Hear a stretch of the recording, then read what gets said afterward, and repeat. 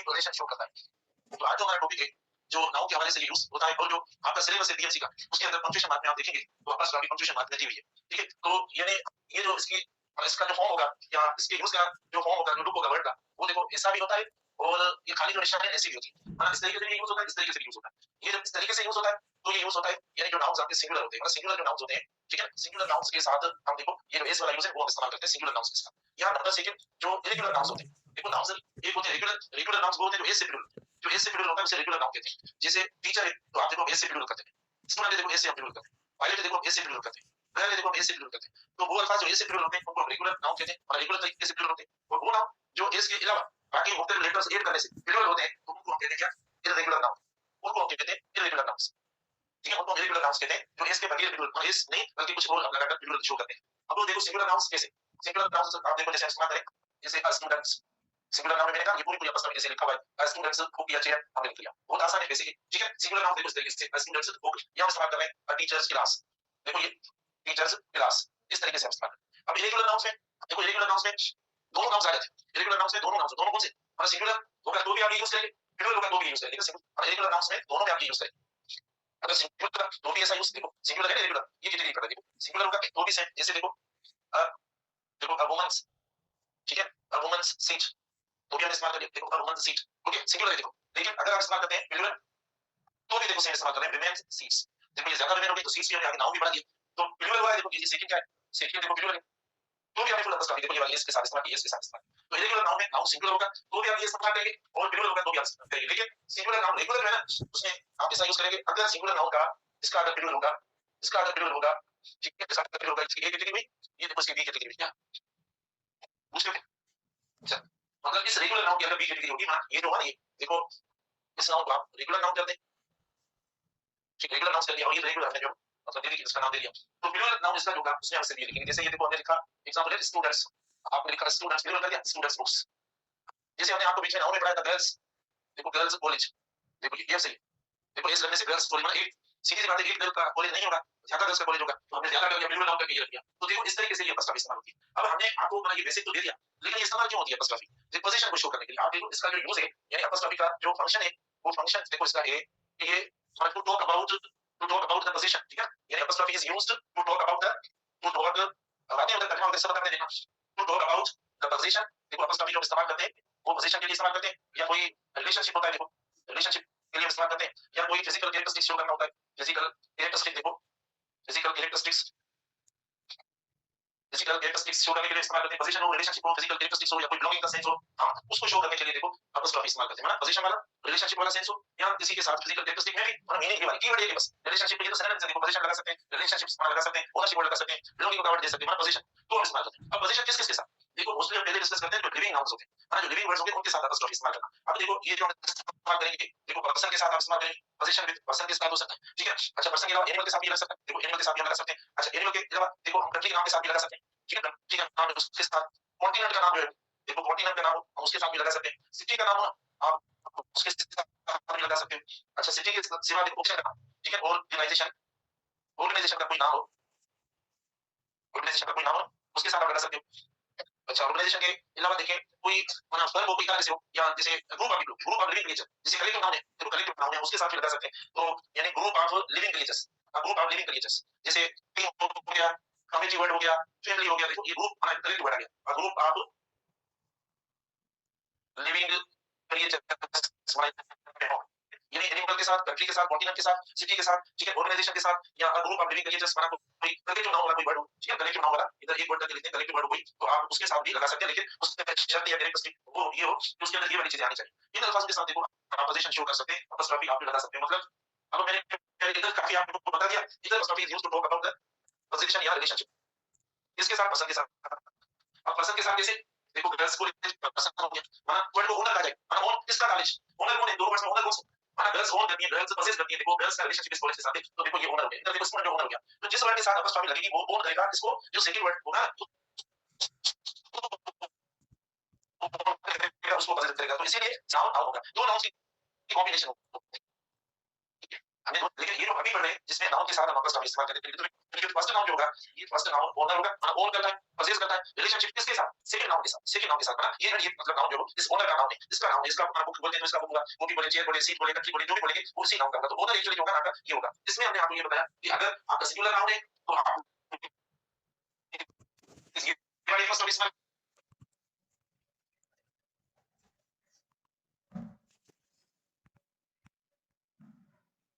ये सी लगाएंगे। इसमें आपको बात समझ आ गई? ठीक है, ये देखो ये बात मतलब हुई इरेगुलर नाउन की। रही बात प्लूरल नाउन, जो एस से प्लूरल होता है, जो एस से प्लूरल होता है उसमें थोड़ा डिफरेंस है इसके यूज का। वो कौन सा डिफरेंस है?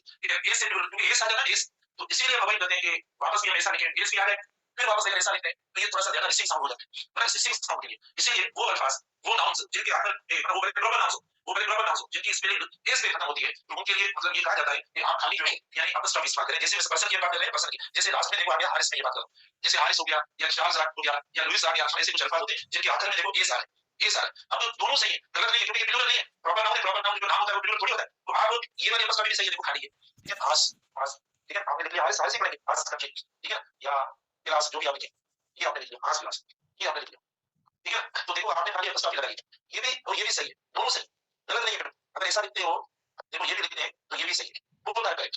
लेकिन मोस्ट कॉमन जो है ये फर्स्ट वाला है, इसके सिर्फ खाली जो निशानी जो सिंपल लिख रहे हैं अपस्ट्रॉफ की, मोस्ट कॉमन ये, लेकिन एस निशानी और एस ये भी करेक्ट है, इनकरेक्ट नहीं, ठीक है, हम लिखते हैं। लेकिन ये तो प्रॉपर नाउन है सारे, लेकिन जिस नाउन को खुद एस से प्लूरल करते हैं उसमें हम नहीं करेंगे, उसमें हम देखो ये मतलब वापस ये वाली अपस्ट्रॉफ की हम इस्तेमाल नहीं करेंगे। अच्छा, अब देखो अगर कोई प्रॉपर नाउन आता है तो प्रॉपर नाउन से पहले आप यानी द आर्टिकल या या वगैरह की इस्तेमाल ना करें। जैसे हमने कर दिया देखो हार्स क्लास, तो ये नहीं लगाएंगे द हार्स क्लास या द हार्स क्लास, ऐसा बिल्कुल नहीं इस्तेमाल करेंगे। अगर प्रॉपर नाउन आता है तो उसके साथ नहीं लगेंगे, प्रॉपर नाउन के साथ नहीं लगेंगे। वैसे भी आप देखो अगर आपका अगला नाउन मैंने जो सेकंड नाउन है, अगर सेकंड नाउन है आपका, फिर ठीक है सेकंड स्लाइड में समझाता हूं बेटा, इधर देखो ये आस्ते आस्ते इधर हमने काफी लिख लिया है, तो आपको इधर कोई क्वेश्चन है, कोई प्रॉब्लम है?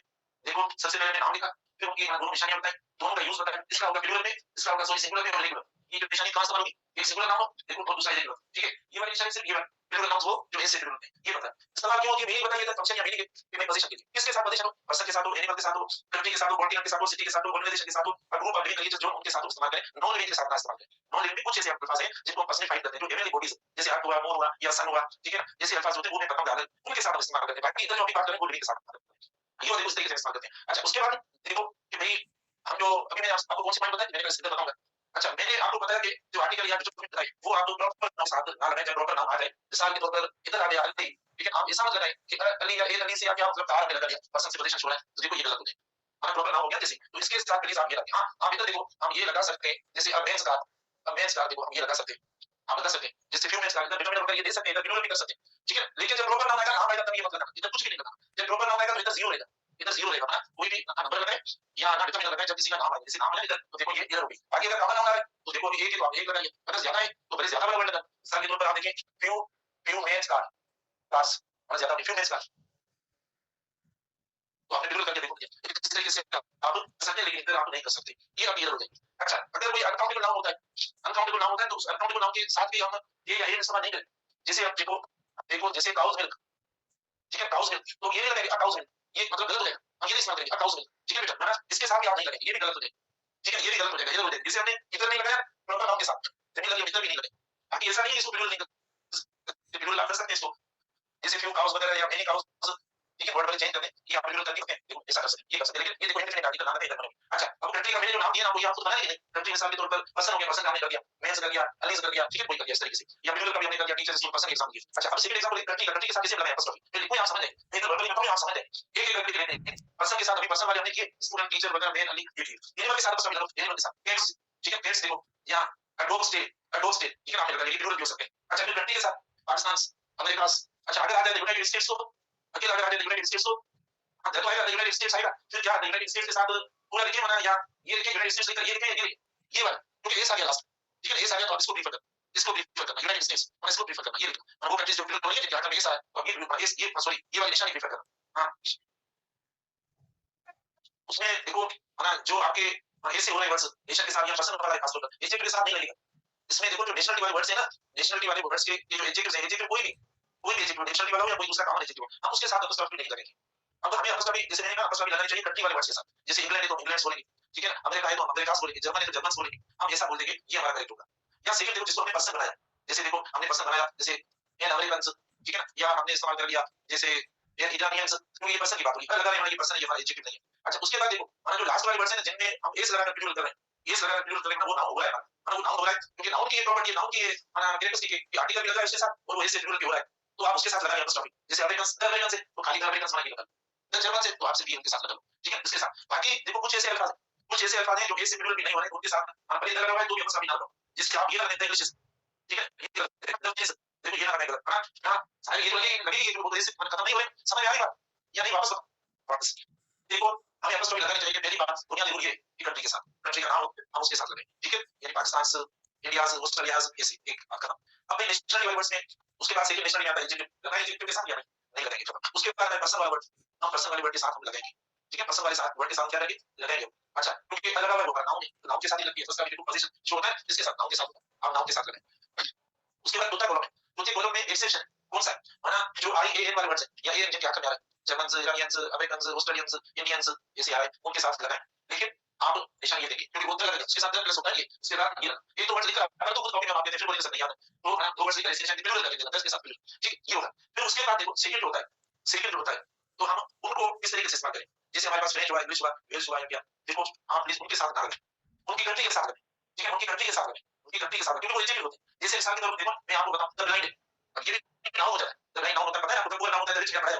अब हम ये नहीं लगाएंगे द रिचेस या द पुअर्स या फर्स्ट, तो उनमें क्या लगाएंगे नेशनल वर्ड्स वो जो इस हिसाब से बिल्कुल नहीं होते, हम उनको है हमारे वो एजेंट्स हमसे उनके साथ लगाकर एक पूरी पॉपुलेशन या पूरी नेशन की बात करते हैं, लेकिन फिर उनके साथ नहीं उनकी कंट्री के साथ लगाओ, ठीक है उनकी कंट्री के साथ लगाओ ना कि हम उनके साथ लगाएंगे नहीं लिखा। फ्रांस के साथ लगा लो, फ्रेंच के साथ लगाओ, फ्रांस के साथ लगाओ, फ्रांसिस हम लगा सकते हैं, फ्रेंच के साथ ना लगाओ, चाइना के साथ लगाओ चाइनास, ठीक है चाइना के साथ लगाओ चाइनास, चाइनीज पहले उसके साथ ये मतलब जब नेशन का या पर्सन का लगाएंगे एजेंट के साथ नहीं लगाएंगे क्योंकि उसके आगे में भी ई आता है, उसके लास्ट में भी क्या आता है ई आता है, उसके पर्सन के साथ लगाओ हां उसके साथ ये लगाएंगे, उसके साथ ये लगाएंगे क्योंकि उसकी एंडिंग जो होती है वो एस पे नहीं होती, अगर एस पे एंडिंग हो तो ये लगेगी।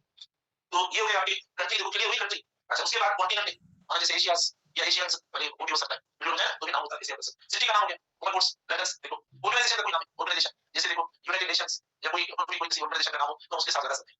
अब ग्रुप ऑफ लिविंग क्रिएचर्स जैसे कंपनी है, कंपनी जैसे होती है देखो कंपनी है तो ये देखो ये हमारा कंपनीज आपने कर दिया, ठीक है कंपनीज डिमांड्स आपने कर दिया कंपनीज डिमांड्स, इतना समझे कंपनीज डिमांड्स क्लास में खत्म हो गई इसकी बहुत सारे लास्ट क्लास है बस अभी जाहिर मल्टीपल टेस्ट है। अच्छा कंपनीज डिमांड्स देखो टीम्स परफॉर्मेंस देखो ये कम्युनिटीज बची है फैमिलीज देखो विजिट है ना ये क्या है ग्रुप ऑफ लिविंग क्रिएचर्स मतलब कलेक्टिव नाउन की तरह तो आप उनके साथ भी इस्तेमाल करेंगे देखो ये इस्तेमाल करेंगे ऐसा। अब सेकंड बात ये वर्ब कौन सा लगाएं, ठीक है ना वास्तव में आगे भी बढ़े यानी हम वर्ब कौन सा लगाएं इधर हमने देखो आपको बताया कि प्रॉपर नाउन के साथ इंडिपेंडेंट आर्टिकल वगैरह लगाएं। अच्छा कॉमन नाउन के साथ पहले लगाएं कॉमन नाउन को प्लूरल भी करें जो वर्ड प्लूरल हो जाएगा उसके साथ आप ये डिटरमिनर वगैरह लगा सकते हैं ये सब। अगर ये अनकाउंटेबल नाउन आता है तो भी इंडिपेंडेंट आर्टिकल ना लगाएं बाकी जिस नाउन को प्लूरल करने के लिए पहले ये डिटरमिनर वगैरह लगाएं। अब फिर से सेकंड बात के वर्ब कौन सा लगाएं किसके साथ लगाएं यानी वर्ब जो लगाएंगे क्या फर्स्ट नाउन के साथ लगाएंगे या सेकंड नाउन के साथ। जैसे मिसाल के तौर पर अगर हम इधर इस्तेमाल करें वर्ब की बात है कि स्टूडेंट्स या टीचर्स आइडियाज, ठीक है बेटा देखो टीचर्स आइडियाज, ठीक है हमने लिख लिया ये, ठीक है देखो हमने लिख लिया टीचर्स आइडियाज हमने कर लिया। तो अब मुझे बताओ कि हम वर्ब जो किसके साथ लिखें आइडियाज के साथ या फर्स्ट के साथ। जैसे मिसाल के तौर पर देखो अब इसका एमसीक्यू बना दें द टीचर्स देखो द टीचर्स आइडियाज वाज या were appreciated, the teachers ideas was या वर अप्रिशिएटेड। अब कौन सा वर्ब इससे लगाएं वर्ब लगाएं, ठीक है देखो ये पॉसेसिव ये हमारा ये जो वर्ड हो गया ये पॉसेसिव हो गया हमारा पॉसेस करना। तो पॉसेसिव वर्ड के साथ हम पहले भी कहां वर्ब लगाते हैं मिसाल के तौर पर ये टीचर्स है तो इधर लिखते हैं इसे लिखते हैं तो आप लिखेंगे इसे इसे एस वर्ड या मैं लिखूंगा भाई मैं लिखूंगा भाई या भाई वर्ब वगैरह मैं लिखूंगा या मैं लिखूंगा आवर और ये पॉसेसिव वर्ड है तो क्या पॉसेसिव जो वर्ड है वो एक्चुअली डिटरमिनर्स या एडजेक्टिव्स होते हैं। अगर आप उनके साथ नाउन नहीं देंगे तो क्या माना अगर आप लिखेंगे हिज बुक अब आप वर्ब लगाएंगे। अब मुझे बता वर्ब आप इसके साथ लगाएंगे इसके साथ बुक के साथ लगेगा इस बुक इस लिखेंगे या उस लिखेंगे देखो ये होगा ना कि आप इसके साथ लगेंगे। तो वही बात है ये जो वर्ड हुआ फर्स्ट वर्ड ये आपका पॉसेसिव की तरह होता है ये वर्ड पॉसेसिव की तरह होता है ये पॉसेसिव की तरह होता है, ठीक है तो हम पॉसेसिव के साथ नहीं लगाएंगे तो सेकंड होगा वो अगर प्लूरल होगा तो वर्ब प्लूरल लगा लो वो सिंगुलर होगा तो वर्ब सिंगुलर लगा लो वो अनकाउंटेबल होगा तो वर्ब भी सिंगुलर लगा लो मतलब जैसा उस वर्ड के बाद आपका होगा तो आप वैसा ही करो मतलब वर्ब उसके साथ इस्तेमाल करेंगे नहीं तो गलत हो जाएगा। जैसे मैं अभी एक इधर एक और बात मैं थोड़ा हाईलाइट करना चाहता हूं यानी ये वाला मतलब यूज पढ़ा है देखो ये वाला यूज पढ़ा है ये देखो ये वर्ब सिंगुलर कैरी करेगा, ठीक है भले देखो आप ये भी पढ़ा है ये भी पढ़ा मुझे मतलब इसके साथ प्लस वर्ब कौन सा लगेगा सिंगुलर वर्ब होगा इसके साथ कौन सा लगेगा इधर भी सिंगुलर होगा दोनों के साथ देखो दोनों के साथ singular verb many cows milk तो ये देखो ये वर्ड हो गया ये पॉसेसिव हो गया बेटा ये देखो पॉसेसिव वर्ड हो गया, ठीक है अब हमारा नाउन जो है या नाउन या सब्जेक्ट जो है ना सब्जेक्ट ये तो सब्जेक्ट देखो अनकाउंटेबल में हमेशा verb singular uncountable noun verb singular carry करता है तो देखो हमने सिंगुलर वर्ब लगा दिया ना कि हम प्लूरल वर्ब लगा आइडिया बेटा प्लूरल माना सोचिए स्ट्रेट नाउन जैसे होते हैं जो कॉमन नाउन की तरह बिहेव करते हैं और कॉमन एशियन वाले होते हैं जैसे जैसे ड्रीम हुआ जैसे डिजायर हुआ जैसे कंडीशन हुआ, ठीक है देखो ये कई ऐसे अल्फाज हैं या वर्ड तो वर्ड स्ट्रेट नाउन है वर्ड को कौन सी शक्ल में होता है वर्ड कैसा लगता है वर्ड में पता है वर्ड इस शक्ल का मार्कर जैसा है, बोर्ड जैसा है, या जो वो कंप्यूटर जैसा है, पता है जिस नाउन को कोई फिजिकल शेप नाउन उसे हम एब्स्ट्रैक्ट नाउन कहते हैं। तो कुछ ऐसे अल्फाज एब्स्ट्रैक्ट नाउन के अंदर जो वो मास नाउन नहीं है, तो वो आपके प्लूरल हो जाते हैं। वर्ड से वर्ड्स हो रहा है, आइडिया से आइडियाज हो रहा है, ड्रीम से ड्रीम्स हो रहा है, ठीक है, कंडीशन से कंडीशंस हो रहा है, सिचुएशन से सिचुएशंस हो रहा है, तो ऐसे काफी होते हैं। तो हम इधर जो बात कर रहे हैं, देखो स्टार्ट हमारा ये जो सेकंड नंबर है वो ये बेटा वर्ब जो होगा वो हम सेकंड नाउन के साथ इस्तेमाल करेंगे। सेकंड नाउन जो होगा हमारा उसके साथ हम वर्ब इस्तेमाल करेंगे। अब उसके बाद नंबर 3 कि भाई जब दो नाउन्स आ जाए, मिसाल के तौर पर अगर दो नाउन्स आ जाए तो हम अपॉस्ट्रोफी किसके साथ इस्तेमाल करें? दो नाउन से बना एक को कंपाउंड नाउन वाला हो जाए, जैसे एक तो देखो कंपाउंड नाउन है, दो नाउन देखो जो नाउंस पढ़े देखो वो बता रहे हैं, जितने हम कल तक पढ़ सके बता देंगे, फिर वही लेंगे इसमें। देखो नंबर 3 कंपाउंड नाउंस। अब कंपाउंड नाउंस में हम जो अपॉस्ट्रोफी कैसे इस्तेमाल करें? अब कंपाउंड नाउंस दो तरीके के होते हैं, ठीक है। एक तो जैसे हमने लिखा पोस्टमैन, एक लिखा हमने पोस्टमैन, तो अब देखो अपॉस्ट्रोफी पोस्टमैन लास्ट में इस्तेमाल करेंगे, क्योंकि जो चीज आप पोजेस करते हो वो लास्ट में पोजेस करते हो, बीच में पोजेस नहीं करते। हां, अपॉस्ट्रोफी का पोस्टमैन कहते हैं, ऑलवेज इंग्लिश में नहीं होता, कहीं एक्सेप्शन आ रहे फिर वहां पे आप बोलेंगे सर आपने लिखा होता है एक्सेप्शन, तो अपॉस्ट्रोफी हम इस्तेमाल करेंगे लास्ट में इस्तेमाल करेंगे। देखो पोस्टमैन ड्यूटी, देखो आपने इस्तेमाल करिए पोस्टमैन ड्यूटी, तो आपने अब पोस्टमैन ड्यूटी ये लास्ट में ये कंपाउंड। लेकिन ऐसा कंपाउंड नाउन देखो, ऐसा compound noun father father in law, अगर ऐसा कंपाउंड नाउन तो हम अपॉस्ट्रोफी किसके साथ करें? तो हम नहीं लास्ट के साथ, मैंने जैसे कहा लास्ट के साथ अपॉस्ट्रोफी लास्ट के साथ हाउस वगैरह आप ये इस्तेमाल करें। अच्छा अगर ये प्लूरल हो जाए, अगर प्लूरल हो जाए तो भी अपॉस्ट्रोफी यहां पर जैसे अगर इसको प्लूरल करने देखो ये लास्ट के साथ बात नहीं, जैसे आप देखो ब्रदर्स प्लूरल का ये ना जो प्लूरल वही होगा, तो आपने इसको प्लूरल कर दिया फिर भी आप इधर इस्तेमाल हाउसेस हमने इसको प्लूरल कर दिया, ऐसे करें, ठीक है। तो पहले चलो यहां से स्टार्ट करें।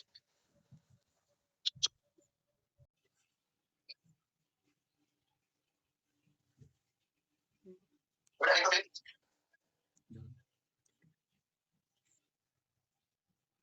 सर्विस आप इथाइन या एसिड भी आता है इथाइन, इसको कह सकते हैं एसिड भी आता है इथाइन। इथाइन की एसिडिक नेचर, इथाइन की एसिडिक प्रॉपर्टी, जिसके अंदर इथाइन जो है वो हाइड्रोजन आयन हाथ करेगा और उसी जगह पे हाइड्रोजन आयन पाकर इथाइन के अंदर वो रिमूव हो जाएगा, रिप्लेस हो जाएगा, इसी जगह पे मेटल लग जाएगा। तो इसका पहला रिएक्शन है रिएक्शन सोडियम मेटल। देखो रिएक्शन किसके साथ? सोडियम मेटल के साथ। तो इथाइन रिएक्ट कर रहा है सोडियम मेटल के साथ, तो यहां से हाइड्रोजन निकल जाएगी और ये हाइड्रोजन पाते हुए इसके जगह पे मेटल लग जाएगा, सोडियम मेटल लग जाएगा। अभी बन जाएगा monosodium acid line, monosodium acid line, और हाफ मोल बनेगा हाइड्रोजन गैस का, हाफ मोल हाइड्रोजन गैस बन गया। और इसी प्रॉपर्टी के इससे जब मेटल के साथ मिलता है हाइड्रोजन गैस साथ करता है हाइड्रोजन, और दूसरी साथ बन जाती है मोनोसोडियम एसिड लाइन। अच्छा ये मोनोसोडियम एसिड लाइन जब दोबारा रिएक्ट करेगा सोडियम मेटल के साथ तो बन जाएगा डाइसोडियम एसिड लाइन। क्या बन गया? डाइसोडियम एसिड लाइन बन गया, डाइसोडियम एसिड लाइन। तो एक ये है जिसके अंदर इथाइन जो है इसी प्रॉपर्टी शो कर रही है, और ये इथाइन के इलेक्ट्रोफिलिक सब्स्टिट्यूशन है, जिसमें एक पाथवे निकल जाता है, इसके जगह पे दूसरा पाथवे लगेगा, कौन सा? सोडियम। सेकंड रिएक्शन है reaction with ammonium solution, reaction with ammonium solution of silver nitrate. देखो रिएक्शन किसके साथ? Ammonium solution of silver nitrate. तो देखो ये इथाइन लिया हमने और इथाइन को रिएक्शन बनाते हैं किसके साथ? सिल्वर नाइट्रेट के साथ, और इसके अंदर क्या किया हमने? अमोनियम हाइड्रोक्साइड ऐड कर दिया है। क्या ऐड किया है? अमोनियम हाइड्रोक्साइड, क्योंकि अमोनियम का सॉल्यूशन है सिल्वर नाइट्रेट का, मतलब इसके अंदर एक अमोनिया की होगी, एक अमोनिया की होगी। अच्छा अब क्या होगा? अब फर्क है रिप्लेसमेंट हो जाएगी किसकी? इनकी। और ये हाइड्रोजन दोनों में पाथवे हाइड्रोजन है, इसी जगह पे पाथवे कौन लगेगा? सिल्वर। देखो हाइड्रोजन की रिप्लेसमेंट होगी, हाइड्रोजन की सब्स्टिट्यूशन हो जाएगी, रिप्लेसमेंट ऑफ पाथवे की, और इसी जगह पे दूसरा पाथवे लगेगा, वो है सिल्वर। ये बन जाएगा डाई सिल्वर एसिड लाइन। क्या बन गया? देखो डाई सिल्वर एसिड लाइन ये बन गया है। फिर इसमें क्या बनेगा? देखो जो एच आयंस बन जाते हैं निकलते हैं वो मिलेंगे OH के साथ, एच आयंस है ना, इसलिए मिलेगा किसके साथ? बेस के साथ, OH के साथ। क्या बन जाएगा? वाटर बन जाएगा। और अमोनियम जो आयंस है, अमोनियम आयंस मिलेंगे किसके साथ? नाइट्रेट के साथ, तो अमोनियम नाइट्रेट बन जाएगा, दो मोल मिलेंगे अमोनियम नाइट्रेट की। अच्छा अब ये जो सिल्वर एसिड लाइन है ये बनाता है व्हाइट सीक्रेट, व्हाइट सॉल्ट बनाता है। अच्छा इस रिएक्शन को यूज कर सकते हैं, इस रिएक्शन को यूज कर सकते हैं किसके लिए? वन अल्काइन और टू अल्काइन को डिफरेंशिएट करने के लिए। वन अल्काइन टू अल्काइन, क्योंकि वन अल्काइन का एसिड हाइड्रोजन है, उनके अंदर जो टर्मिनल हाइड्रोजन वो एसिड है। टू अल्काइन का कोई भी एसिड हाइड्रोजन, तो टू अल्काइन ये रिएक्शन देगा नहीं, टू अल्काइन रिएक्शन देगी मगर वन अल्काइन देता है, ठीक है। तो वन अल्काइन टू अल्काइन को डिफरेंशिएट करना, आइडेंटिफाई करना। अच्छा इसका वन अल्काइन को प्रेसिपिटेट भी कर सकते हैं, वन अल्काइन क्या हो जाएगा? प्रेसिपिटेट हो जाएगा, टू अल्काइन प्रेसिपिटेट नहीं होगा, तो वो रिएक्ट नहीं करेगा, इस तरह दोनों को प्रेसिपिटेट भी कर सकते हो। अच्छा ये रिएक्शन इथेन और इथेन को डिफरेंशिएट करेगा, इथेन को भी करेगा, इथेन को भी। कैसे? इथेन प्रेसिपिटेट बना देगा, इथेन बनाएगा नहीं तो पता चल जाएगा कि कौन सा इथेन है कौन सा इथाइल है। अच्छा अब आते हैं रिएक्शन इधर अमोनियम सॉल्यूशन, अमोनियम सॉल्यूशन आप क्यूबिक क्लोराइड। देखो रिएक्शन अमोनियम सॉल्यूशन आप क्यूबिक क्लोराइड, अमोनियम सॉल्यूशन किसका? क्यूबिक क्लोराइड का। देखो ये हमने लिया है इथाइल और प्लस ले रहे हैं क्यूबिक क्लोराइड Cu2Cl2, ये क्यूबिक क्लोराइड है, प्लस इसके अंदर क्या करेंगे हम? अमोनियम हाइड्रोक्साइड, क्या करेंगे? Ammonium hydroxide. अच्छा अब क्या होगा? इस हाइड्रोजन की रिप्लेसमेंट होगी इसके लिए, इसके लिए क्या लग जाएगा, इसके लिए वेट लगेगा कहां पर, और ये बन जाएगा डाई कॉपर एसिड, ये बन जाएगा di copper acid, red precipitate बन जाएगी, रेड प्रेसिपिटेट बन जाएगी, रेड का साथ बन जाएगा। अच्छा एच आई मिलेगी OH के साथ वाटर बन जाएगा, और अमोनियम आयन मिलेगी किसके साथ, क्लोरीन के साथ, तो बन जाएगा अमोनियम क्लोराइड, क्या बन जाएगा अमोनियम क्लोराइड। अच्छा इस ये रिएक्शन यूज कर सकते हैं, ये कुछ जनरली अल्कानाइड्स आ जाते हैं, copper acid line, silver acid line, इनको जनरली क्या बोलते हैं, अल्कानाइड्स बोलते हैं। तो ये अल्कानाइड्स हैं, आल्कोहल इनको यूज करते हैं, इसके लिए यूज करते हैं टू आइडेंटिफाई,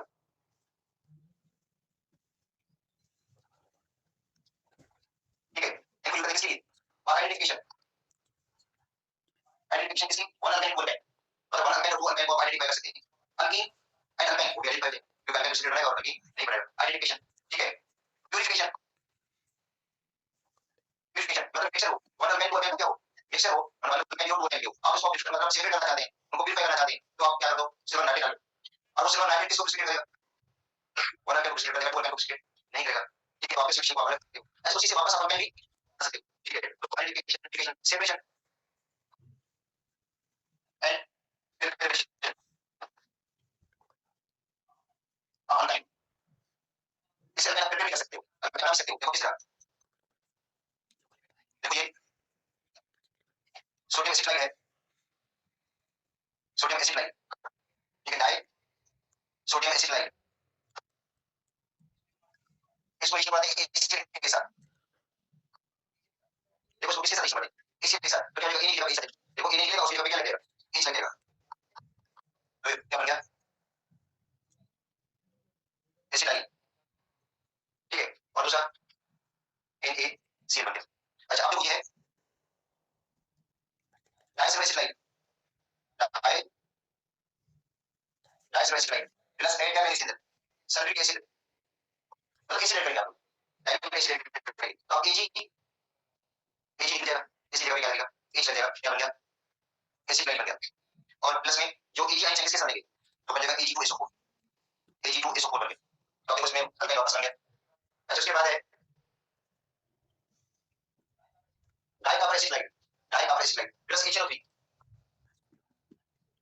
नाइट्रिक एसिड, क्या बन जाएगा एसिड लाइन बन जाएगा, प्लस में कॉपर नाइट्रेट बन गया, कॉपर नाइट्रेट, इसका मतलब है इनसे आप वापस अल्काइन आप बना सकते हो। तो ये जो रिएक्शन है यूजफुल है, वन अल्काइन और टू अल्काइन को रिएक्शन करना, देखो वन अल्काइन है two alkyne, one alkyne precipitate बनाएगा, टू अल्काइन प्रेसिपिटेट नहीं बनाएगा, अल्कीन वन अल्काइन, ठीक है, तो रिएक्शन को किसी वन अल्काइन टू अल्काइन को सेपरेट करना, देखो separation of one alkyne and two alkyne, separation की आइडेंटिफिकेशन, ठीक है, सेपरेशन आइडेंटिफिकेशन किसी alkyne one alkyne alkene, one alkyne precipitate बनाता है, अल्कीन नहीं बनाएगा, इसमें वन अल्काइन बनाएगा, टू अल्काइन प्रेसिपिटेट नहीं बनाएगा, उसके पास एसिडिक रिएक्शन नहीं है, ठीक है, तो ये एसिडिक रिएक्शन से अल्काइन के। अच्छा अब आगे इसमें एक चीज और भी है, एसिडिक स्ट्रेंथ को मेजर करने के लिए, एसिडिक स्ट्रेंथ है तो एक पैमाना होता है के का, के, अच्छा दूसरा पैमाना होता है पीके, देखो इसमें क्या होता है, larger the value, larger the value of के स्ट्रॉन्गर बेस, एसिड स्ट्रॉन्ग हो, मतलब जितनी के की वैल्यू लार्जर होगी, ये डिसोसिएशन कांस्टेंट आता है, एसिड का डिसोसिएशन कांस्टेंट जितनी उसकी वैल्यू लार्जर होगी, आपको 4 के की वैल्यू देते हैं, इसमें जो बड़ी वैल्यू होगी वो स्ट्रॉन्गेस्ट होगी, जो छोटी होगी वो वीकर होगा। अच्छा तो जो पीके निकालते होता है माइनस log ऑफ के, माइनस log ऑफ के, मतलब के का माइनस log निकालते हैं, के जो है ना उसकी वैल्यू है वो, तो उसका क्या करोगे, तो वो मिलेगा वो पीके।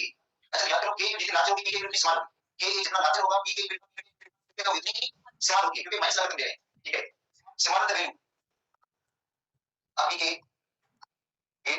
स्ट्रॉन्गर एसिड, एसिड का क्या होगा, स्ट्रॉन्ग होगा लेकिन पीके की वैल्यू होगी कम होगी, तो इसका मतलब है जो इथेन है उसकी पीके की वैल्यू होगी कम होगी, as compared to ethane, ethane से पीके की वैल्यू कम किसी होगी, अल्कोहल की होगी, अल्कोहल से पीके की वैल्यू कम किसी होगी, वाटर की होगी, वाटर से पीके की वैल्यू कम किसी होगी, फिनोल की होगी, फिनोल से कल बताया ना, ठीक है बस ये दो चीजें पॉइंट याद रखने हैं आपको।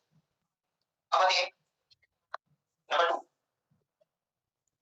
Addition reaction of ethyne. अच्छा इलेक्ट्रोफिलिक एडिशन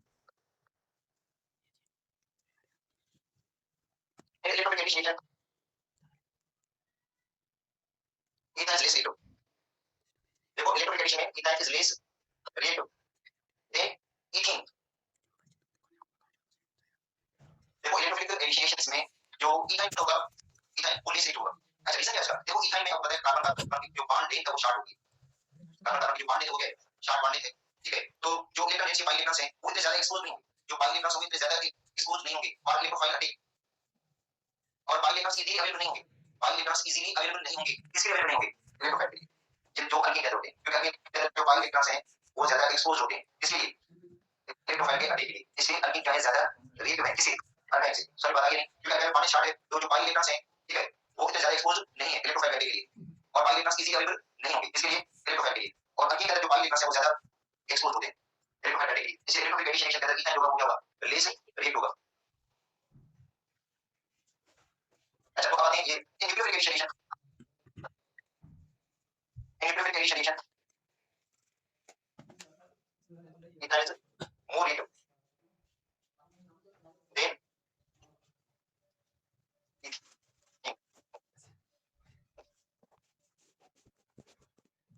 ईथीन।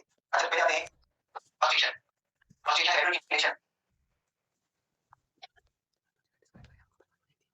देखो हाइड्रोजन का मतलब है addition of hydrogen, hydrogen add करेंगे देखो ethyne plus H2 hydrogen add कर देते हैं, और कैपेस कौन से यूज करते हैं? देखो ये पहले भी हो चुका है, जो लेस एक्सपेंसिव है वो निकल है, जिसको कॉमन यूज किया जाता है, मगर जो मोर एक्सपेंसिव है प्लैटिनम को यूज किया जाता है, पीटी को यूज किया जाता है, मगर ये ज्यादा एक्सपेंसिव है, इसको इतना ज्यादा यूज नहीं किया जाता, उसकी जगह पे निकल को यूज करते हैं। टेंपरेचर 250 से 300, 200 से 300 डी मैंने लिखा है, पता नहीं ज्यादा होता है, मगर 250 से 300 जो को लिखा है वो वही लिख पा रहा हूं, ठीक है। अच्छा अब क्या होगा? एक पाई बॉन्ड टूट जाएगा, उसकी जगह पे दो सिग्मा बनेंगे, दो सिग्मा बॉन्ड बनेंगे, एक हाइड्रोजन फर्स्ट के साथ एक सेकंड के साथ, समझ बन गया ईथीन, ईथीन बन गया, अल्कीन बन गया, ठीक है। अब ईथीन जो है उसके अंदर हम हाइड्रोजन मतलब एक से हाइड्रोजन कर देते हैं, ठीक है।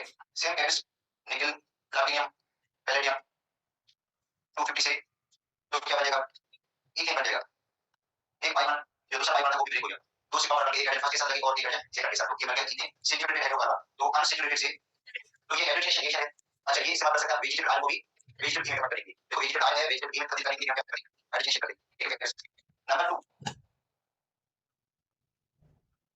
हाइड्रोजनेशन, हाइड्रोजन मतलब एडिशन ऑफ हाइड्रोजन मिला, हाइड्रोजन मिला की एडिशन, ठीक है। हाइड्रोजन जो मिलाइल है उसको ऐड करना है, और इसका आधा वेट भी ये HI more equation then HBr then HCl। अच्छा ये होती सब गैस वाली फॉर्म में, ये हाइड्रोजन है होती सभी गैस वाली फॉर्म में है। अच्छा आप देखो इथाइन, ये इथाइन है, और इस इथाइन के अंदर हम ऐड करेंगे HBr, HBr। अब क्या होगा? A के साथ H, A के साथ Br, क्योंकि अल्काइन सिमेट्रिक है, अल्काइन जो सिमेट्रिक है तो एक के साथ H लगा दो, एक साथ Br लगा दो,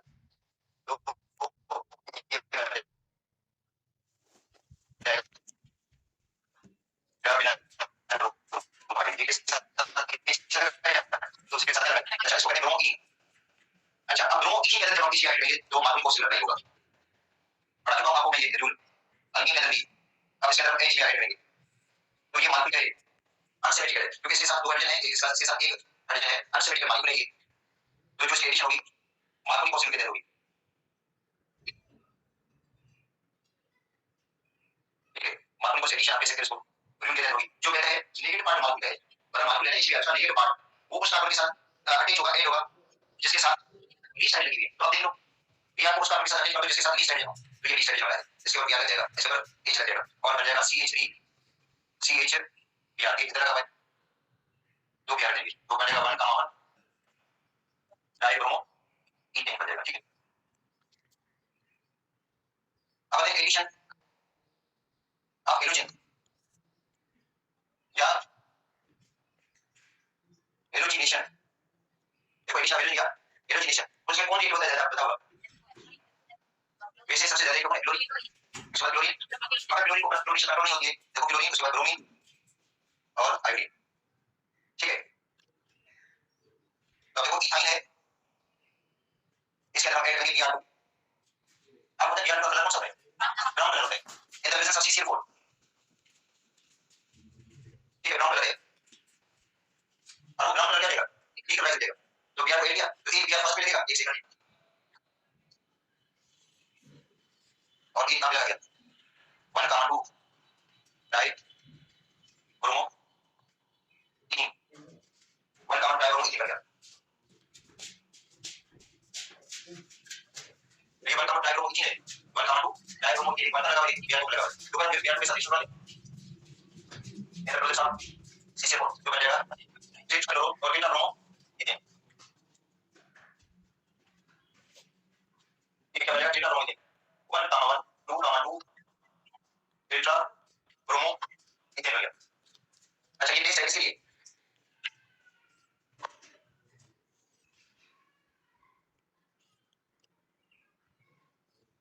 टेस्ट है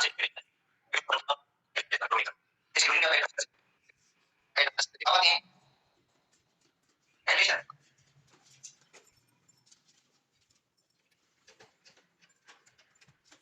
एडिशन वाटर एडिशन देखो इथाइन है इसके अंदर ऐड नहीं वाटर और टेस्ट कौन से यूज करेंगे H2SO4 mercuric sulphate and sulphuric acid पुराने बुक में टेम्परेचर लिखा होता 75 डिग्री सेल्सियस तो इसलिए वो mercuric sulphate sulphuric acid carries Hg और मर्क्यूरिक आइंस है अब क्या होगा कि बनेगा H दूसरे का कुछ और बन जाएगा मिलान अल्कोहल क्या बनेगा मिलान अल्कोहल बनेगा देखो मिलान अल्कोहल इसको पढ़ते हैं इथीन ओल इथीन अल्कोहल इनोल है इथीन और ये अनस्टेबल है क्या होता है रीअरेंजमेंट होती है इसको कहते हैं कार्बोनेशन क्योंकि इसकी आइसोलेशन देख बाकी ये बात है कुछ नहीं कार्बोनेशन होती है होगा ये होगा ये शब्द यहां पे इस तरह ये वर्ड बनेगा इस तरह इसका जो एंड वर्ड है वो इस तरह है एडिशन ऑफ इथाइन का ये इथाइन से एडिशन में जो एंड वर्ड होगा वो इस तरह होगा या इथेनॉल और ये स्टेट प्रोडक्ट है ठीक है अच्छे ये क्या हुआ स्टेट प्रोडक्ट हो गई। अच्छा प्रोपाइन प्रोपाइन का एडिशन करेंगे H2SO4 H2SO4 ठीक है H2SO4 हीट देंगे अब क्या होगा ये अनस्टेबिलिटी है अब देखो अनस्टेबिलिटी है जिनका कार्बन पेपर है और हाइड्रोजन बराबर नहीं है तो जो OH होगा लिक्विड बराबर जो OH होगा वो सारा साथ लगेगा इसके साथ है इस तरह तो OH लगेगा इस कार्बन के साथ तो बनेगा CH3 C इधर क्या बनेगा OH यहां पे क्या आएगा डबल बॉक्स तो क्या बनेगा प्रोटीन 2 ओल ठीक है प्रोटीन 2 ओल या इनोल इसको कहते हैं इनोल ये इनोल है इन भी है अच्छा ये अनस्टेबल होगा तो इसका क्या होगा रीअरेंजमेंट कार्बोनेशन होगी कार्बन के अंदर भी हाइड्रोजन ये जो प्रोटीन की शिफ्टिंग होती है और ये इलेक्ट्रॉन होते हैं अच्छा क्या होगा यहां से शिफ्ट हो जाएगी इधर लगी हाइड्रोजन इधर शिफ्ट हो जाएगी हाइड्रोजन इधर लगी कार्बन बढ़ाएगी तो बनेगा एसीटोन बन गया ये बन गया 2 प्रोपेनॉल ठीक है एसीटोन कीटोन बन गया ठीक है तो बाकी चला जोड़ने की तरफ बढ़ेंगे आइंस की मूवमेंट होती है और आइंस की मूवमेंट के लिए हमने देखा कि न्यूरॉन की जो मेम्ब्रेन होती है जिसे यूरोलेमा कहते हैं उस यूरोलेमा के हवाले से एक जैसे आइंस होते हैं जिनके अंदर लीकी चैनल्स होते हैं दूसरे आइंस जो होते हैं वोल्टेज गेटेड आयन चैनल्स हैं जो वोल्टेज की डिफरेंस की वजह से ओपन अपलोड होते हैं और तीसरा प्रोटीन जैसे होता है उसका नेम होता है सोडियम पोटेशियम पंप। अक्सर आयन ऐसे होते हैं जिनके अंदर चैनल्स ऐसे होते हैं जिनके एक आयन को क्रॉस कर सकता है और सोडियम पोटेशियम पंप एक ऐसा चैनल है जिसमें सोडियम और पोटेशियम आयन से दोनों को क्रॉस कर सकते हैं। तो आगे से हम थोड़ी नर्व इंपल्स को सीखेंगे उसकी स्टेज को। ये सारी रिप्रेजेंटेशन एक ग्राफ के जरिए से की जा सकती है। जैसे यूरो वेव ग्राफिकल रिप्रेजेंटेशन के हवाले से एक हॉरिजॉन्टल लाइन होगी और दूसरी वर्टिकल लाइन।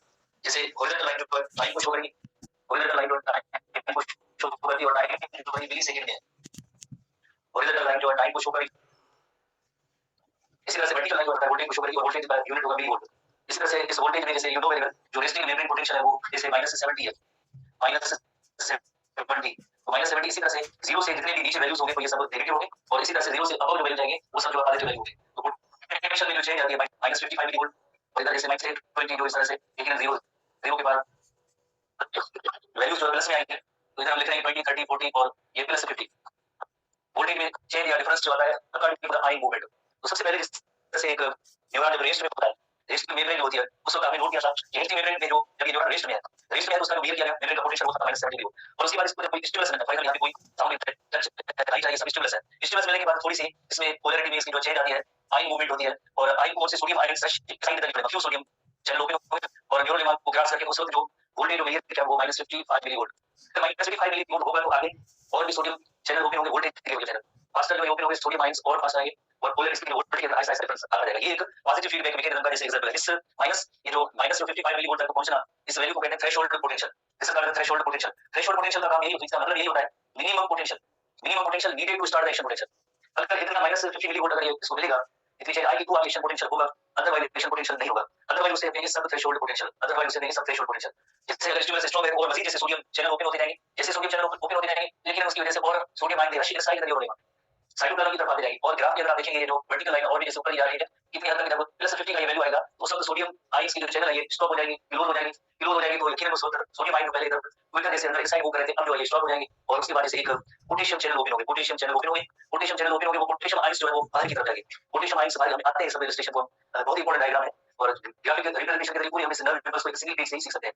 देयर जो पोटेशियम जो वोल्टेज वोल्टेज पोटेशियम चैनल है वो ओपन होने के बाद पोटेशियम आयंस की आउटवर्ड मूवमेंट होती रहेगी न्यूरॉन की साइड टू एक्सटर्नल एनवायरनमेंट में, और उसकी वजह से वापस जो -70 मिलीवोल्ट है वो रिस्टोर होने लगता है। पर ये जो है किलो ईयर मिलता थोड़ा सा लेट होता है, तो ये -90 तक भी चले जाते हैं, -90 तक चले जाते हैं। और उसके बाद जैसे एक और चीज जिसमें कल हमने पढ़ा था कि सोडियम पोटेशियम पंप, उसके बाद सोडियम पोटेशियम पंप जो ऑपरेट होंगे तो इनिशियल जो सोडियम पोटेशियम पंप जो ऑपरेट होगा उसके बाद इनिशियल जो -70 मिलीवोल्ट वो भी रिस्टोर हो जाएगा। और आयंस की जो मूवमेंट, आयंस की जो कंसंट्रेशन थी, इस जगह पे आयंस की कंसंट्रेशन ये थी कि इनसाइड द न्यूरॉन साइटोप्लाज्म के अंदर पोटेशियम आयंस की कंसंट्रेशन ज्यादा थी और आउटसाइड सोडियम आयंस की कंसंट्रेशन ज्यादा थी। बट ये जो -70 भी हुआ है या -90 तक भी जाता है तो उसमें ये होता है कि इनसाइड जो है सोडियम आयंस की कंसंट्रेशन ज्यादा थी, क्योंकि इस जगह पे सोडियम आयंस बाहर से अंदर की तरफ मूव हो गया थे। अब इनको निकालना है, कौन निकालेगा? सोडियम पोटेशियम पंप, ताकि एक तो -70 मिलीवोल्ट वो भी रिस्टोर है, प्लस जो आयन की कंसंट्रेशन है वो भी सेम मेंटेन हो जाए। आयन की कंसंट्रेशन उस जगह पे ये थी कि न्यूरॉन का जो साइटोप्लाज्म है उसके अंदर पोटेशियम आयंस की कंसंट्रेशन ज्यादा है और सोडियम आउटसाइड ज्यादा है, वही सेम ये जो आयन की कंसंट्रेशन इसकी बिल्कुल बराबर हो जाएगी। तो उसके लिए सोडियम पोटेशियम पंप को ऑपरेट करेगा। अब इन स्टेप्स के नेम क्या है उनके नेम हम यहां पे नोट करते हैं। जैसे ये जो प्रोसेस है इसे कहेंगे डीपोलराइजेशन, डीपोलराइजेशन, बिकॉज़ जो न्यूरॉन की मेम्ब्रेन रेस्ट में थी वो पोलराइज्ड थी और उसकी सिचुएशन इस जगह की ये थी कि इनसाइड जो है पोटेशियम आयंस की कंसंट्रेशन और आउटसाइड सोडियम आयन की कंसंट्रेशन थी। अब ऐसा होने से जो है उनकी जो अपोजिट काम हो गया, यानी इनसाइड जो है सोडियम आयंस इतने ज्यादा आ गए तो इस संबंध को कहेंगे डीपोलराइजेशन। और उसकी इफेक्ट की वजह से उसकी इफेक्ट की वजह से उसकी इफेक्ट की वजह से जैसे ये प्लस उसकी इफेक्ट की वजह से जैसे जो न्यूरॉन जाता है डीपोलराइजेशन की वजह से, उसके बाद इस जगह पे जब पोटेंशियल +50 तक पहुंच गया तो सोडियम चैनल क्लोज हो गए, शट डाउन हो गए, क्योंकि वोल्टेज गेटेड चैनल है। वोल्टेज गेटेड चैनल है तो वोल्टेज की डिफरेंस के अकॉर्डिंगली ओपन या क्लोज होते हैं। इस जगह पे पोटेशियम चैनल ओपन होगी और पोटेशियम चैनल ओपन होगी तो मूवमेंट पोटेशियम आयंस की बाहर की तरफ होगी। हम सबको अलग-अलग रिप्रेजेंट करते हैं और इस समय को कहेंगे इधर नोट करते हैं रीपोलराइजेशन। ये जो प्रोसेस होगा इसे कहेंगे repolarisation. This process is called repolarisation. वो डीपोलराइजेशन है और ये रीपोलराइजेशन। रीपोलराइजेशन के बाद से आप देखेंगे -70 तक पहुंच गए, बट उसके अलावा इस और भी नीचे की तरफ ये जो पोटेंशियल क्या है और इस प्रोसेस को कहेंगे हाइपरपोलराइजेशन। बिकॉज़ हाइपर की मीनिंग होती है हाई, ज्यादा, पोलराइज्ड, हाइपरपोलराइज्ड, डीपोलराइज्ड, रीपोलराइज्ड, हाइपरपोलराइजेशन। ये जो हाइपरपोलराइजेशन का मतलब है जिसमें वो जो पोटेशियम आयंस है वो आउटवर्ड गए, इस वैल्यू टू -90 मिलीवोल्ट तक पहुंच रहा है। इस ये जो नीचे की तरफ जो मूवमेंट है ये हाइपरपोलराइजेशन है। हाइपरपोलराइजेशन की बात जैसे you know very well sodium potassium pump इस जगह पे ऑपरेट करता है। आयनिक एक्सचेंज जो है इधर जो आयनिक एक्सचेंज कंप्लीट इस पॉइंट पे हो जाती है, इस जगह आयनिक एक्सचेंज कंप्लीट हो जाती है। ये कंप्लीट करवाने में किसका रोल होता है? इसमें रोल होता है सोडियम पोटेशियम पंप का होता है।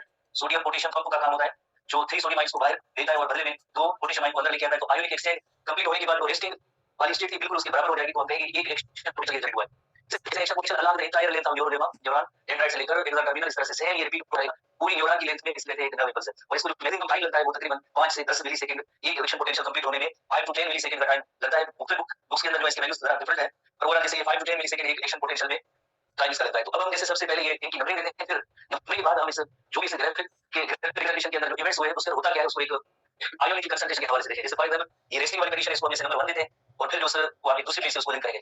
डीपोलराइजेशन इसको जैसे फॉर एग्जांपल स्टेप नंबर हम 2 देते हैं कि 2 नंबर स्टेप में क्या होता है, उसके बाद जैसे नंबर 3 स्टेप जैसे हम रीपोलराइजेशन का देते हैं। नंबर 4 जो है ये हाइपरपोलराइजेशन का इसको देते हैं नंबर, और नंबर 5 जो जैसे सोडियम पोटेशियम पंप की ऑपरेट होने की स्टेप्स है। तो सबसे पहले हमारे नंबर 1 स्टेप पे जो इसमें जब न्यूरॉन होता है तो उसकी आयोनिक कंसंट्रेशन क्या होती है रेस्टिंग स्टेट में। नंबर 1 जब भी कोई न्यूरॉन रेस्ट में होगा हम नंबर 1 सीख रहे हैं और इस पोटेंशियल को कहते हैं resting membrane potential. Resting membrane potential से कहते हैं रेस्टिंग मेम्ब्रेन पोटेंशियल, जिसे आरएमपी के तरीके रिप्रेजेंट किया जाता है शॉर्ट फॉर्म में रेस्टिंग मेम्ब्रेन पोटेंशियल आरएमपी। जब ये एक न्यूरॉन अनस्टिमुलेटेड होता है, एक ऐसा न्यूरॉन जिसमें कोई भी स्टिमुलस नहीं मिला, कोई भी नहीं है, न्यूरॉन इज अनस्टिमुलेटेड। अनस्टिमुलेटेड न्यूरॉन होगा तो उस वक्त सेल के अंदर जैसे एनवायरनमेंट जो है जैसे कहते हैं कि साइटोप्लाज्म वाला एनवायरनमेंट है, उसमें आपको पता है कि ऑर्गेनिक एनाइंस की कंसंट्रेशन ज्यादा होती है। ये सारी ऑर्गेनिक एनाइंस है, ऑर्गेनिक एनाइंस है, ऑर्गेनिक एनाइंस है जिनका लाइक चार्ज नेगेटिव में होती है। तो इस जगह पे you know very well potassium ions की जो इनसाइड जो न्यूरॉन जिसका साइटोप्लाज्म उसके अंदर पोटेशियम आयंस की कंसंट्रेशन ज्यादा है। इसके बाहर जो फ्लूइड का एनवायरनमेंट होता है सोडियम आयंस की कंसंट्रेशन ज्यादा है, सोडियम आयंस की कंसंट्रेशन ज्यादा है। ये जो नंबर 1 जो हमने रिप्रेजेंट किया है न्यूरॉन की ये सिचुएशन या पोजीशन की सोडियम आयंस की concentration outside environment fluid environment है उसके अंदर जो है सोडियम आयंस की कंसंट्रेशन ज्यादा होती है। और जो साइटोप्लाज्म का एनवायरनमेंट है न्यूरॉन का इंटीरियर एनवायरनमेंट है साइटोप्लाज्म उसके अंदर जो है पोटेशियम आयंस की कंसंट्रेशन ज्यादा होती है। देखा ना if you are listening my voice, देखा ना gives to be used and now is there can you close. ठीक है, तो ये नंबर 1 सिचुएशन है जिसमें जैसे न्यूरॉन की इनसाइड और आउटसाइड एनवायरनमेंट नंबर 1 ग्राफ जो हमने रिप्रेजेंट किया था उस वक्त ये सिचुएशन होती है। अब नंबर 2 सिचुएशन क्या है? नंबर 2 है दैट इज द डीपोलराइजेशन। उसके बाद डीपोलराइजेशन होती है तो क्या होता है डीपोलराइजेशन। आज जैसे बहुत ही फिजिकल हमने पढ़ा था जो 5 चैनल्स वगैरह इसी तरह से ये बेसिक चीजें हैं, बाकी डिटेल में बुक के हवाले से पॉइंट्स देखेंगे एक बार और रिपीट हो जाएगा, होपफुली आप लोग सिलेक्शन पोटेंशियल जैसा मुश्किल टॉपिक भी कवर कर सकते हैं। डीपोलराइजेशन का मतलब है जैसे डी का मतलब भी होता है जैसे अपोजिट है या मूव करना, जैसे एक साइड जैसे पोटेशियम आयंस की कंसंट्रेशन ज्यादा थी और आउटसाइड जैसे सोडियम आयंस की कंसंट्रेशन ज्यादा थी। अब डीपोलराइजेशन में ये होगा सोडियम आयंस जो है they move inside the neuron membrane और साइटोप्लाज्म में कंसंट्रेशन जो हो जाएगी वो सोडियम आयंस की ज्यादा हो जाएगी। ये चैनल बना है जैसे ये चैनल है इधर जो है सोडियम चैनल जैसे ओपन हो रहा है, जैसे स्टिमुलस मिल रहा है सोडियम चैनल ओपन हो रहा है, बाहर सोडियम आयंस की कंसंट्रेशन ज्यादा है। और जैसे आपको बताया कि एक थ्रेशोल्ड पोटेंशियल जरूरी होता है, इतना होगा तो उसके नतीजे में जैसे मजीद जैसे सोडियम चैनल ओपन होंगे तो ही देखेगा सोडियम आयंस जो है न्यूरॉन के अंदर की तरफ मूव करेंगे और इस मैकेनिज्म को कहते हैं पॉजिटिव फीडबैक मैकेनिज्म। ये पॉजिटिव फीडबैक मैकेनिज्म है, थोड़े अंदर हुए इंटर हुए साथ हुए उसके बाद जैसे मजीद जैसे सोडियम आयंस में रश इनसाइड द न्यूरोलेमा और अब इसकी जो इनसाइड जैसे वैल्यूज है वो किस तरह से चेंज हुई पोटेंशियल के हवाले से आप देखेंगे कि पहले जैसे -70 था उसके बाद जैसे -55 थ्रेशोल्ड पोटेंशियल जितने सोडियम आयंस ज्यादा एंटर हो रहे होते हैं दोस्तों अब वैल्यूज आगे प्लस की तरफ जाएंगे। जीरो के बाद प्लस 10 और जैसे जितने सोडियम आयंस एंटर होते जाएंगे तो 10 30 और प्लस 40 और आपको प्लस 50 तक जो है जब ये वोल्टेज पहुंचेगा तो उधर जो है फॉरन जो है ये सोडियम चैनल्स जो होते हैं जो वोल्टेज फील्ड है ये सारे जो हम पॉइंट में नोट करते हैं कि जब भी कोई अनस्टिमुलेटेड जैसे न्यूरॉन को कोई स्टिमुलस मिलता है तो उसके नतीजे में voltage gated sodium channel open होंगे, सोडियम चैनल ओपन होंगे, वोल्टेज गेटेड सोडियम चैनल्स जो है ये ओपन होंगे, उसकी वजह से सोडियम आयंस थोड़ा आवाज कम रखें rush inside the neuron cytoplasm. ये साइटोप्लाज्म की तरफ आते हैं आगे फर्दर क्या होगा, फर्दर ये होगा कि पॉजिटिव फीडबैक मैकेनिज्म की तहत मोर सोडियम चैनल ओपन होंगे, मोर सोडियम चैनल ओपन होंगे, जितने ज्यादा सोडियम चैनल ओपन होते जाएंगे तो उसकी जैसे वोल्टेज में डिफरेंस भी आता जाता है, जैसे -70 -55 है वैल्यूज तो प्लस में 30 40 और आपको 50 जैसे प्लस 50 तक ये वोल्टेज पहुंचेगा तो उधर सोडियम जो चैनल है वोल्टेज गेटेड ये ऑटोमेटिकली शट डाउन हो जाएगी फौरन उसके नतीजे में। जैसे देखिए कल हमने पढ़ा था कि जो वोल्टेज गेटेड चैनल्स होते हैं वोल्टेज के डिफरेंस के अकॉर्डिंगली ओपन आते होते हैं, होते हैं वो कंसंट्रेशन ग्रेडियंट के अकॉर्डिंगली ओपन होते हैं। अब जैसे एक प्लस 50 का जैसे वोल्टेज पहुंचा तो फौरन सोडियम चैनल ग्रोथ हो जाएंगे, पोटेशियम चैनल ओपन होंगे और वो प्रोसेस होगा नंबर 3 वाला होगा। और एक चीज यहां पे भी आप थोड़ा इसको इक्वल करें कि इस जगह में जैसे देखिए पोटेशियम आयन होता है अंदर मौजूद है, पोटेशियम आयन से न्यूरॉन के अंदर मौजूद है, रश किसकी वजह से वो हो गया सोडियम आयन। ये तो अभी तक वो वही सेम जो रेसिपी से हम पढ़ रहे हैं वो कंटिन्यू है कि इसमें पोटेशियम आयन सबसे ज्यादा मौजूद है। अब जो नेक्स्ट स्टेप होगा उसमें पोटेशियम चैनल ओपन होंगे और पोटेशियम आयन जो है बाहर की तरफ जाएंगे जिसमें हम बोलते हैं रीपोलराइजेशन। रीपोलराइजेशन के बाद रीपोलराइजेशन होगी, रीपोलराइजेशन के बाद रीपोलराइजेशन। नंबर क्या नंबर नंबर 3 है नंबर स्टेप होगा रीपोलराइजेशन। रीपोलराइजेशन ये जो चेंज हो गया ना -70 से +50 तक वो वापस +50 तक वैल्यूज आएंगे। जैसे जैसे अभी हमने देखा कि उसमें वैल्यूज में क्या चेंज आएगा जब डीपोलराइजेशन का अमल हुआ, डीपोलराइजेशन का अमल हुआ तो ये हुआ कि -70 मिलीवोल्ट से वोल्टेज जो है +50 तक मिलीवोल्ट तक आ गया, इसे कहते हैं डीपोलराइजेशन। Phenomenon called depolarisation. अब जो होगा वो रीपोलराइजेशन। रीपोलराइजेशन का मतलब +50 से वापस -70 मिलीवोल्ट तक पहुंचेगा और उसके लिए पोटेशियम चैनल ओपन होंगे, पोटेशियम आयन की अपवर्ड होगी और इस अमल को कहते हैं रीपोलराइजेशन। इवन जैसे हम डायरेक्टली लिखते हैं कि वो वोल्टेज जो +50 मिलीवोल्ट तक था अब वो -70 मिलीवोल्ट तक आएगा, इस अमल को कहेंगे रीपोलराइजेशन। और ऐसा क्यों होता है बिकॉज़ ऐसा इस वजह से हो रहा है बिकॉज़ पोटेशियम चैनल जो +50 तक वोल्टेज पहुंचने के बाद पोटेशियम चैनल्स जो है ये ओपन होंगे, पोटेशियम चैनल्स ओपन होने की वजह से और रैपिडली जैसे कल हमने पढ़ा था कि जो लीक चैनल होते हैं उनके अंदर इतनी स्पीड नहीं होती, आयन जो मूव करते हैं पास होते हैं, पर जो वोल्टेज गेटेड चैनल होते हैं ये फास्टर जो है उनके अंदर आयंस की मूवमेंट होती है। पर कंपेयर किया जाए तो जैसे सोडियम चैनल जो है इस साइड मूव रैपिडली जैसे एकदम चेंज हो जाती है।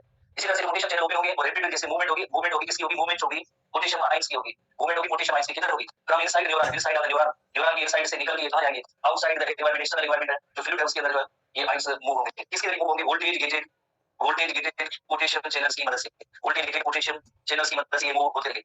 तो इसमें हमें मेमोरी के हवाले से हम सिचुएशन बनाते हैं कि इसमें क्या हो रहा है।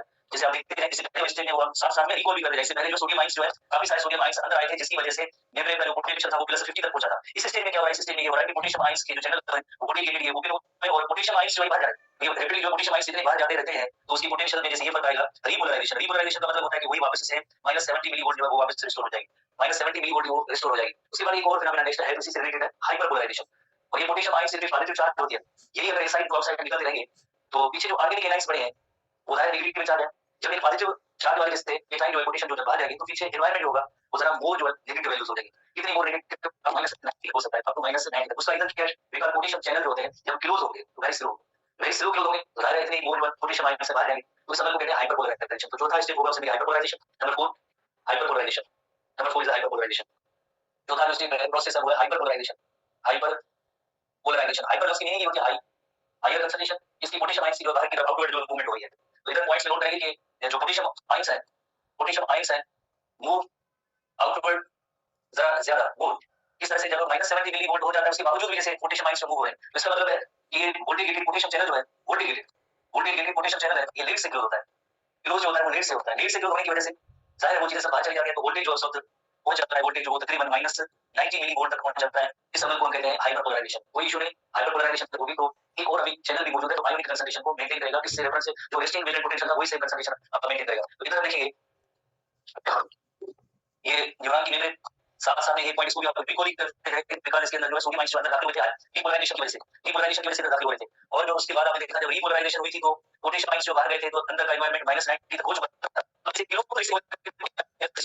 किलो लेट से हुए तो 70 से का वोल्टेज और भी नीचे चला गया तो -90 मिलीवोल्ट हुआ because of outward movement of the potassium ions. क्यों ये निकाल दिया जो चला थोड़ा लेट से होता है वोल्टेज चला गया -90 मिलीवोल्ट। अब जैसे वापस जैसे -90 मिलीवोल्ट से -90 मिलीवोल्ट से वापस जो है -70 मिलीवोल्ट तक आना है और आयोनिक कंसंट्रेशन वो होनी चाहिए, आयोनिक कंसंट्रेशन वो होनी चाहिए जो रेस्टिंग मेम्ब्रेन पोटेंशियल वाली हो। उसके लिए सोडियम पोटेशियम पंप जो है वो ऑपरेट करेगा, जो क्या करेगा 3 सोडियम आयंस को बाहर भेजेगा, बदले में 2 पोटेशियम आयंस को अंदर लेके आएगा, तो एक रिएक्शन पोटेंशियल कंप्लीट होगा। अब आखिरी स्टेज में हम आते हैं तो सोडियम पोटेशियम पंप की जब ऑपरेटिंग का मैकेनिज्म जैसे स्टार्ट होगा तो जैसे अंदर की तरफ जैसे सोडियम आयंस ज्यादा बढ़े हैं इनको बाहर भेजेंगे कितने 3, बदले में कितने जो पोटेशियम आयंस आएंगे 2 आएंगे, तो क्या हो जाएगा इनिशियल जो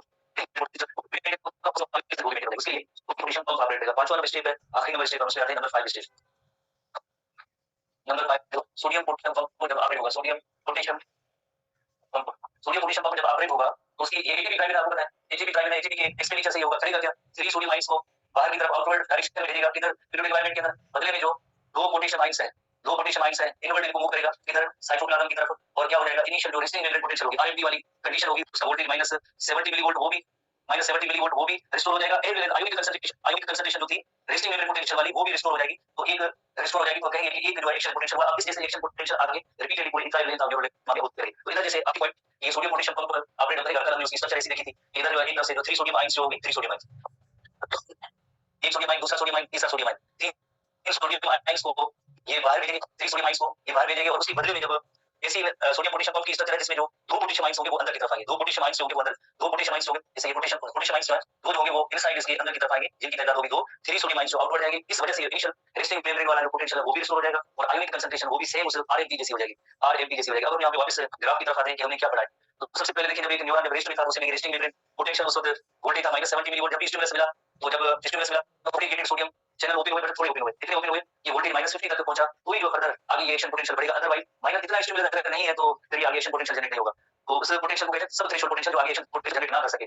-50 तक जैसे पहुंचा उसके बाद वो सोडियम चैनल ओपन हुए तो समझ को डीपोलराइजेशन और वोल्टेज जाके +50 तक पहुंचा। +50 तक पहुंचने के बाद सोडियम जो चैनल है वो सब क्लोज हो जाएंगे और उसके बदले में जैसे पोटेशियम चैनल ओपन होगी और इधर पोटेशियम आयंस इसके साथ ही लिख लेते हैं कि ये पोटेशियम आयंस जो आउटवर्ड मूवमेंट हो रही है, इनकी आउटवर्ड मूवमेंट हो रही है, और जो डीपोलराइजेशन हो रही है इधर सोडियम आयंस जो है इनवर्ट जो इनसाइड जैसे न्यूरॉन उधर जो मूव हो रहे हैं, हाइपरपोलराइजेशन का मतलब हुआ इधर जो है मोर पोटेशियम आयंस जो आउटवर्ड डायरेक्शन में जा रहे हैं, बाहर जा रहे न्यूरॉन से कोई हाइपरपोलराइजेशन हो गया, और ये आयोनिक एक्शन सोडियम पोटेशियम जैसे यूरोबाइबल 3 सोडियम आयंस जो है इनको बाहर भेजा है और बदले में 2 पोटेशियम आयंस जो है इनसाइड आए, तो इस तरह से ये मेंटेन हो जाती है रेस्टिंग मेम्ब्रेन पोटेंशियल वाली कंडीशन। अगर जाके ऐसा चार्ट अपनी इंडिया रजिस्टर पे बना लें और रजिस्टर पे बनाने के बाद जो उनकी करेस्पॉन्डिंग जो पॉइंट्स है जैसे लाइन नंबर 1 में क्या है, नंबर 2 में क्या है, नंबर 3 में क्या है, नंबर 4 में क्या है, नंबर 5 में इवेंट क्या हो रहे हैं वो सबको देखें, एक बार बुक भी पढ़े, बुक भी आप समझ जाएंगे। इसके अलावा एक और भी कुछ टर्म्स है जो आज हम पढ़ रहे हैं थोड़ी सी कंफ्यूजन हो जाती है, इसको नेक्स्ट क्लास में एसटीडी बुक के हवाले से ही पढ़ेंगे, पर ये इसके जो फंडामेंटल्स या बेसिक्स हैं ठीक है, एक्शन पोटेंशियल आज पढ़ेंगे तो आपको समझ में आएगा, कल आप इसको कहीं याद निकल देते हैं तो कल फिर से आपको नहीं समझ आएगा, कभी नहीं समझ आएगा। उसके लिए जरूरी है कि आप खुद ऐसे ही तो आप खुद अपनी प्रैक्टिस से कोई चार्ट बना लें जो आपको हेल्प देगा।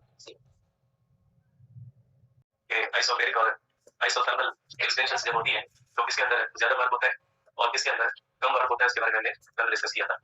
तो बेटा एक बच्चे ने क्वेश्चन पूछा था कि अगर आइसोथर्मल और आइसोबैरिक एक्सटेंशंस होती है और हम इक्वल वॉल्यूम चेंज करते हैं तो आइसोबैरिक में ज्यादा वर्क होता है और आइसोथर्मल में कम वर्क होता है। अगर कंप्रेशंस होंगी तो क्या होगा, ठीक है, लॉजिकली हम समझते हैं कि सेम कंडीशन होगी, लेकिन इसको ग्राफ के ऊपर ले जाएंगे। ग्राफ जो होता है एक मैथमेटिकल सॉल्यूशन होता है, अगर ग्राफ की इंटरप्रिटेशन आपको आती है आप ग्राफ बना सकते हैं, तो आप बहुत सारी चीजों को जो ग्राफ के ऊपर प्लॉट होती है उनका सॉल्यूशन भी निकाल सकते हैं।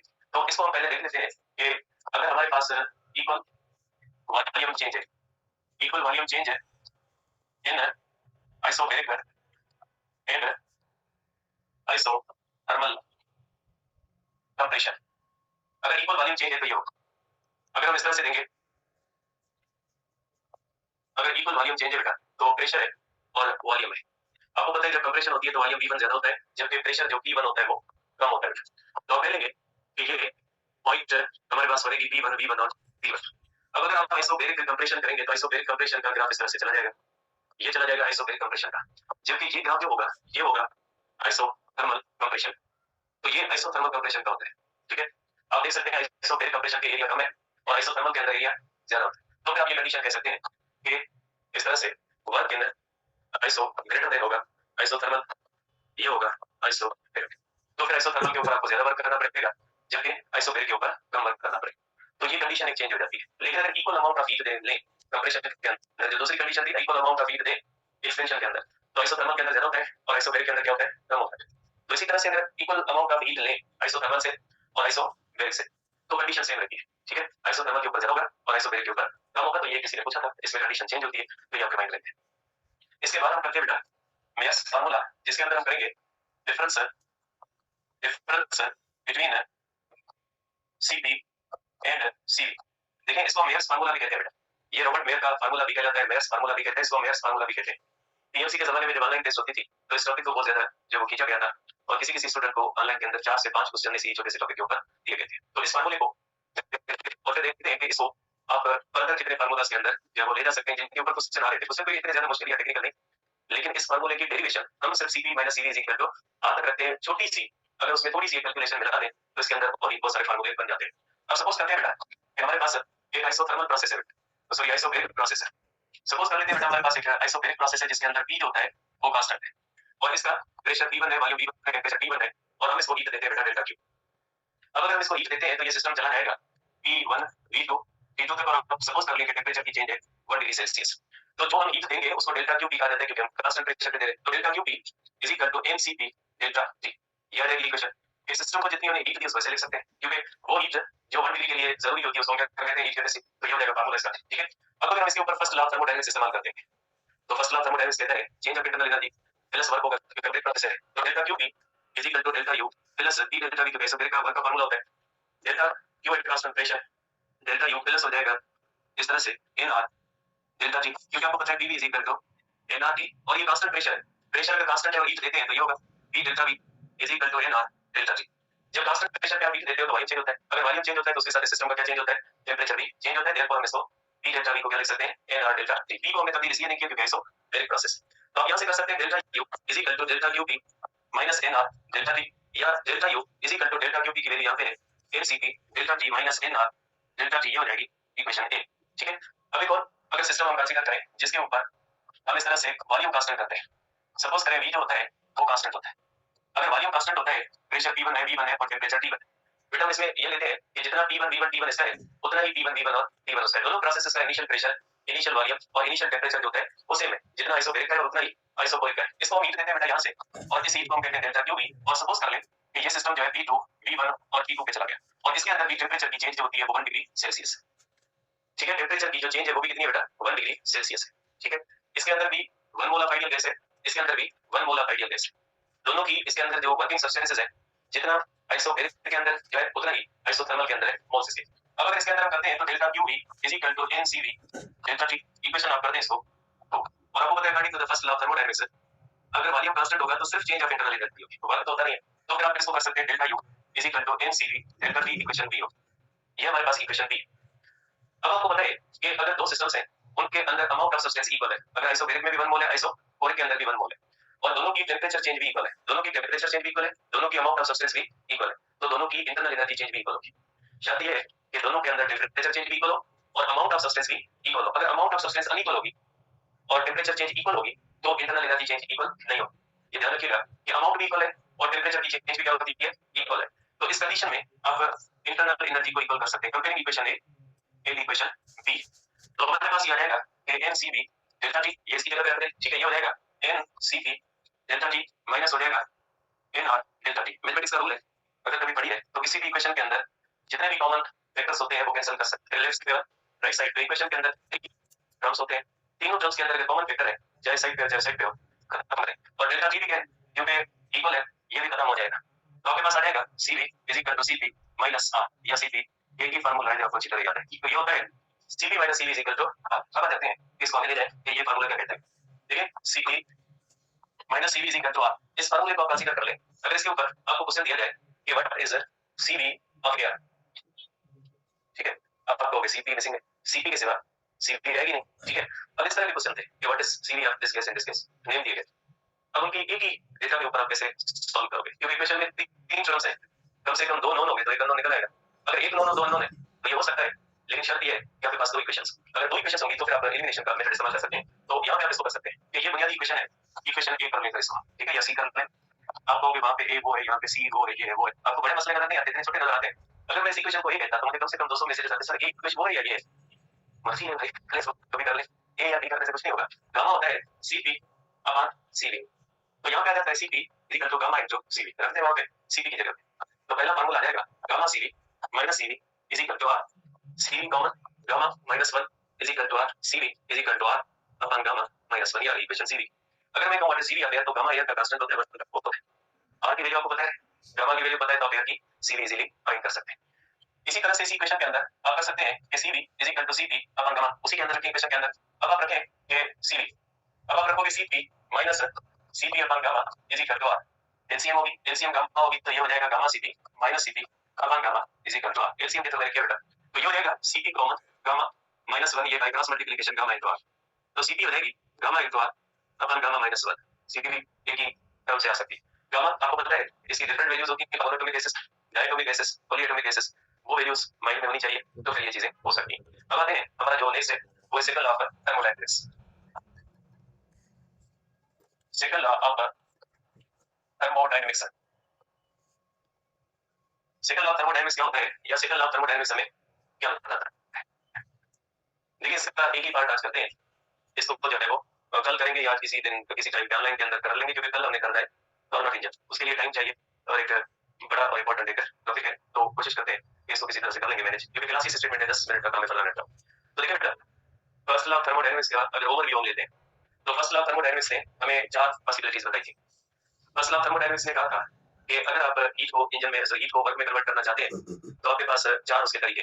पहला तरीका उसने हमें ये बताया था कि आप आइसोबैरिक प्रोसेस कर सकते हैं, और उस आइसोबैरिक प्रोसेस के बारे में उसने हमें बताया था कि अगर आप आइसोबैरिक प्रोसेस करोगे तो आपके पास जितनी भी हीट होगी वो टोटल की टोटल आवर के अंदर कन्वर्ट नहीं कर सकते, उसका कुछ ना कुछ हिस्सा जो है वो बच जाए, और उस हिस्से के लिए जरूरी है कि आप एक कोल्ड रिजर्वायर रखें और एक हॉट रिजर्वायर रखें, ताकि इंजन कंटीन्यूअसली हॉट रिजर्वायर से हीट लेता जाए, उसको वर्क में कन्वर्ट करता जाए, और रिमेनिंग जो पार्ट है वो कंडेंसर के अंदर या कोल्ड रिजर्वायर के अंदर एक्सपेंड करता जाए। तो इसका मतलब आइसोबैरिक प्रोसेस कहता है कि कंटीन्यूअस वर्क इंजन करना चाहे तो उसके लिए हमें दो रिजर्वायर की जरूरत होती है। सब चीजें इसके अंदर लिखी हुई है, के अंदर मैं सबको अलग अलग लिख देता हूँ ताकि समझ आसान हो। सबसे पहली जो चीज है वो इसके अंदर है हीट इंजन। हीट इंजन का मकसद है machine which converts heat into work. ऐसी मशीन जो हीट को वर्क में कन्वर्ट करे उसको हम कहते हैं हीट इंजन। अब हम पढ़ के क्या है कि हमने आइसोबैरिक प्रोसेस के अंदर हीट को वर्क में कन्वर्ट किया था with the help of cylinder and piston. Isobaric process के अंदर भी हमने हीट को कन्वर्ट किया था वर्क में with the help of cylinder and piston. इसका मकसद है ये सिलेंडर और पिस्टन इंजन ही है, क्योंकि वो चीज जो हीट को वर्क में कन्वर्ट करे उसको क्या कहते हैं इंजन। इसका मकसद है कि ये जो सिलेंडर और पिस्टन का जो सिस्टम होता है ये बेसिकली क्या होता है इंजन ही है। तो according to the isobaric process engine के बारे में क्या कहता है? अकॉर्डिंग टू आइसोबैरिक प्रोसेस क्या कहता है? आइसोबैरिक प्रोसेस कहता है कि heat engine require two reservoirs, hot reservoir and cold reservoir at different temperatures for continuous working। Continuous working के लिए जरूरी है कि हीट इंजन के पास दो रिजर्वायर है। इसका मॉडल इस तरह से होना चाहिए, हीट रिजर्वायर है, यहाँ से हीट फ्लो करे Q1 टेंपरेचर T1, और ये इंजन है, इसमें कुछ वर्क में कन्वर्ट हो और रिमेनिंग पार्ट इसमें चली जाए, रिमेनिंग जो है वो कंडेंसर और कोल्ड रिजर्वायर की तरफ चली जाए, इसका टेंपरेचर जो है वो T2।